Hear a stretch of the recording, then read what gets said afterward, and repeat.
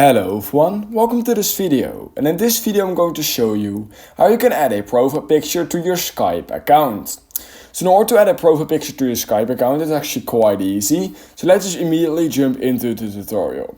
So all you need to do is open the Skype app just like this, and then what you need to do is you want to go to the top left corner of your screen and you want to basically click on that little profile icon, but there's no profile picture yet, of course, because that's what we're going to add.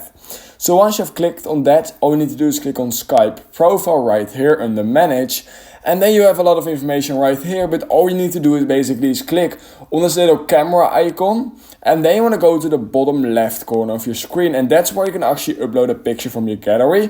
Obviously you can also just create a picture, but it's easier to of course choose one from your gallery.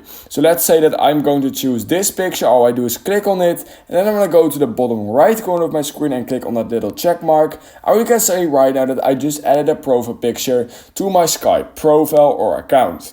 So that's basically how you can add a profile picture to your Skype account. If you learned something from this video, I would highly appreciate if you could like this video and subscribe to my channel. And I hope I will see you in my next YouTube tutorial video.